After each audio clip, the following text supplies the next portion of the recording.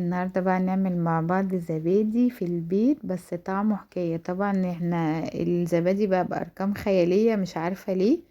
احنا هنجيب كيلو لبن وهنجيب كوباية زبادي وهنعمل بقى كل الكمية اللي انتوا شايفينها دي. يلا بينا بقى نخش على الطريقة بسرعة.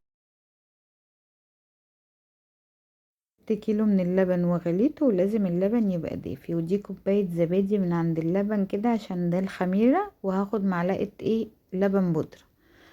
بصوا اللبن لازم يبقى دافي زي ما بنعمل كريم كراميل هنا. وخدت معلقة سكر ومعلقة لبن بودرة كمادة حافظة. ودي الخميرة كوباية الزبادي اللي احنا اتفقنا عليها. وكل ده بقى هنضربه في الخلاط، وننزل بقى نصب في كوبايات اي حاجة بقى عايزة، يعني تحطي فيها براحتك والكمية اللي انت عايزاها. طبعا مش دي الكمية اللي احنا بنجيبها خالص.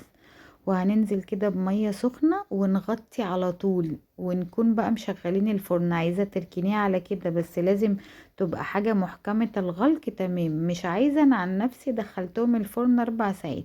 يعني دلوقتي مشغلة الفرن على درجة، على اعلى درجة، وقفلته. اول ما اقفله الفرن طبعا يبقى سخن مولع، هدخل الزبادي ويكون متغطي. وهتسيبيه بقى 4 ساعات كده. بصوا هيطلع تحفة بجد، احلى زبادي هتاكلوه في حياتكم. وبصوا متماسك وطعمه رهيب، بس جربوه.